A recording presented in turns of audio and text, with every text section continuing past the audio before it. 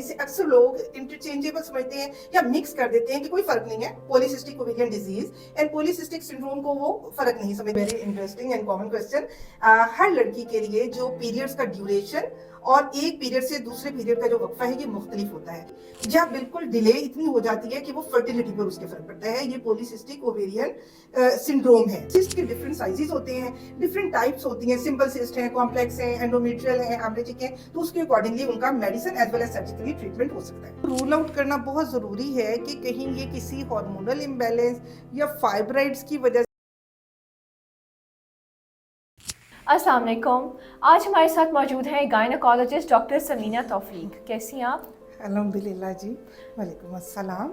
सबसे पहले आप अपना इंट्रोडक्शन करवा दें और आपसे हम कंसल्टेशंस कैसे बुक कर सकते हैं वो भी गाइड करते हैं।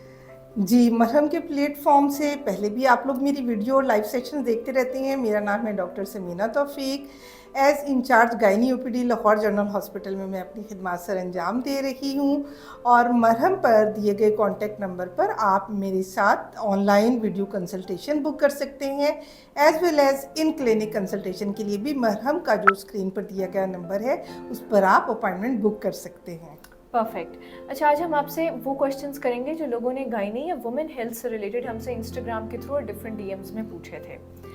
सबसे पहला क्वेश्चन है, क्या थायराइड इम्बैलेंस से पीरियड्स इरेगुलर हो सकते हैं? जी बिल्कुल ऐसा है। थायराइड हार्मोन बहुत इम्पॉर्टेंट है रिप्रोडक्टिव लाइफ में फीमेल्स की।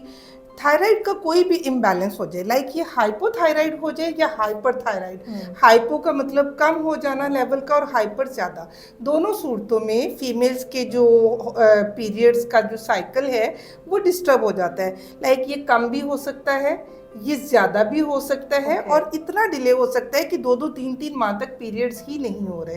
तो थायराइड हार्मोन बहुत ही इम्पॉर्टेंट है कि अगर किसी भी बच्ची का या शादीशुदा खातून का साइकिल एबनॉर्मल चल रहा है तो वो अपना थायराइड ज़रूर चेक करें। परफेक्ट। नेक्स्ट है, पीसीओएस और पीसीओडी में क्या फ़र्क है? Very interesting, very important question, क्योंकि ये वो क्वेश्चन है जिसे अक्सर लोग इंटरचेंजेबल समझते हैं या मिक्स कर देते हैं कि कोई फ़र्क नहीं है, polycystic ovarian disease and polycystic syndrome को वो फ़र्क नहीं समझते। लेकिन ये बहुत इंपॉर्टेंट है। कुछ की पॉइंट्स मैं आपको इसमें बताऊंगी कि क्या क्या डिफरेंसेस हैं। पॉलीसिस्टिक ओवेरियन डिजीज़ ये एंडोक्राइन एक डिसऑर्डर है जिसमें हार्मोनल इम्बैलेंस आ जाता है और ओवुलेशन नहीं हो रही होती या बिल्कुल डिले इतनी हो जाती है कि वो फर्टिलिटी पर उसके फ़र्क पड़ता है। ये पॉलीसिस्टिक ओवेरियन सिंड्रोम है, पीसीओएस जिसे कहते हैं, और ये रेयरली होता है, ये बहुत कॉमन नहीं है। और इसके साथ साथ अगर हम बात करें पॉलीसिस्टिक ओवेरियन डिजीज़ की तो इसमें मेटाबॉलिक डिसऑर्डर है, हार्मोनल इम्बैलेंस है, लेकिन ओवरीज क्या करती हैं कि जो एक मैच्योर साइज़ का फर्टिलिटी के लिए हमें चाहिए होता है फॉलिकल वो नहीं बनता। छोटे छोटे बहुत ज़्यादा फॉलिकल बन जाते हैं, लाइक तादाद ज़्यादा होती है, साइज़ अच्छा नहीं होता। तो इसमें इसको रिवर्स करके फर्टिलिटी की जा सकती है, यानी खातून का मेडिकल ट्रीटमेंट हो गया तो वो शी कैन गेट प्रेग्नेंट, हमल हो जाता है। इसके मुकाबले में अगर हम पॉलीसिस्टिक ओवेरियन सिंड्रोम की बात करें तो इलाज भी मुश्किल है और उसमें फर्टिलिटी ज़्यादा इफेक्ट होती है। All right. नेक्स्ट है, वाइट डिस्चार्ज रोज़ रोज़ हो तो नॉर्मल है या इन्फेक्शन का साइन हो सकता है? अच्छा, ये टीन एज की बच्चियों के लिए ये बहुत ही इंपॉर्टेंट सवाल है। वो कुछ तो शाय होती हैं, नहीं पूछती हैं, और कुछ हमसे ये पूछती हैं।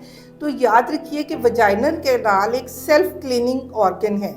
वजाइनल कैनाल में जो ग्लैंड्स हैं उनकी अपनी सेक्रीशंस होती हैं, लेकिन वो सेक्रीशंस में कोई कलर नहीं होता, उसमें कोई इचिंग या खारिश नहीं होती या उसको कोई स्मेल नहीं होती, फिशी स्मेल या फाउल स्मेलिंग। अगर ये सब चीज़ें नहीं है तो ये नॉर्मल वजाइनल सेक्रीशन है, इसमें आप परेशान मत हो। ये हार्मोन्स के साथ साथ जो मेंस्ट्रुअल साइकिल के डिफरेंट डेज में डिफरेंट सेक्रीशन हो सकती है, लेकिन यही वजाइनल सेक्रीशन अगर ग्रीनिश हो जाए, येलोइश हो जाए या रस्टी हो जाए या इसकी वजह से इचिंग शुरू हो जाए, खारिश बच्चियों को हो, लोअर एब्डोमिनल पेन हो और इसमें फिशी स्मेली आ जाए या फॉल स्मेलिंग हो, तो फिर ये एक इन्फेक्शन है और इसका ट्रीटमेंट ज़रूरी है। परफेक्ट। नेक्स्ट है, हर लड़की के लिए पीरियड्स का साइकिल ड्यूरेशन सेम होता है या डिफरेंट होता है? Again very interesting and common question. हर लड़की के लिए जो पीरियड्स का ड्यूरेशन اور ایک پیریڈ سے دوسرے پیریڈ کا جو وقفہ ہے یہ مختلف ہوتا ہے. امپورٹنٹ کیا ہے؟ کنسسٹنسی، یعنی یہ باقاعدگی سے ہونے چاہیے. یہ ضروری نہیں ہے کہ کس کا ایک بچی بات کر رہی ہے کہ فرینڈز دو بیٹھی ہیں بات کر رہی ہیں کہ مجھے تو 25 دن کے بعد ہوتے ہیں، دوسری کہتی ہے مجھے 30 دن کے بعد ہوتے ہیں. تو 25 والی بھی ٹھیک ہے، 30 والی بھی. تو آپ کو میں امپورٹنٹ ایک بات بتا دوں، منیمم 21 ڈیز کا گیپ، میکسیمم 35 ڈیز کا. 21 to 35 ڈیز کا جس کا بھی سائیکل ہے وہ نارمل ہے.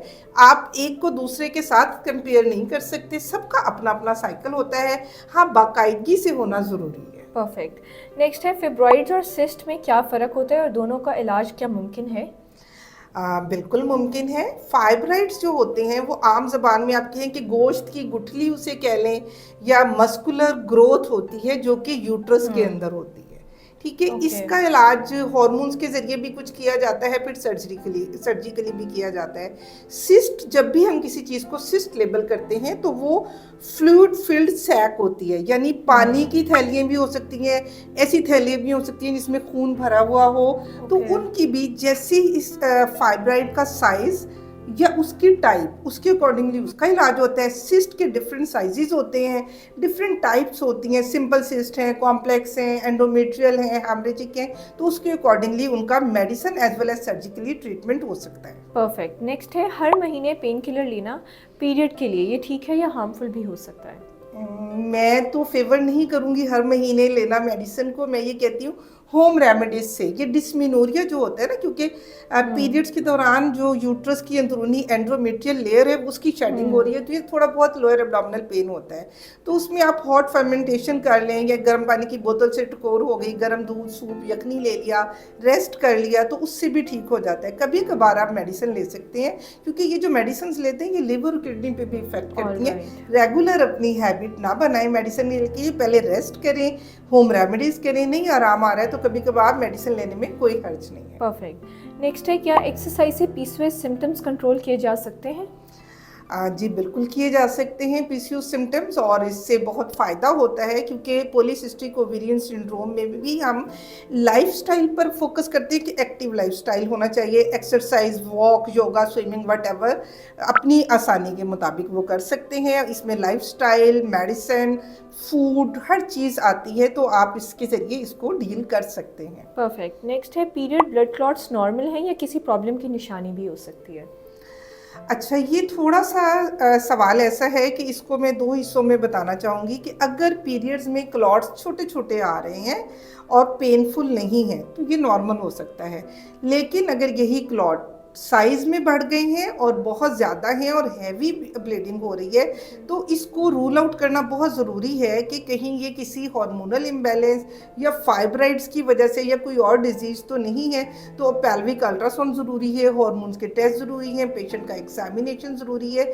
تو چھوٹے چھوٹے کلاٹس معمولی مقدار میں آنا نارمل بات ہے. ہیوی بلیڈنگ اور بڑے بڑے کلاٹس آنا بیماری کی علامت ہے، اور اسے ضرور ڈائگنوز کر کے ٹریٹ کیجیے. پرفیکٹ. امید ہے کہ آج آپ لوگوں کو وومن ہیلتھ سے ریلیٹڈ اپنے تمام سوالوں کے جواب مل گئے ہوں گے. اور اگر آپ کی مزید کوئی کوئریز یا کویشچنز ہیں تو آپ بالکل ہمارے کامنٹ سیکشن میں پوچھ سکتے ہیں. پوری ویڈیو دیکھنے کے لیے تھینک یو.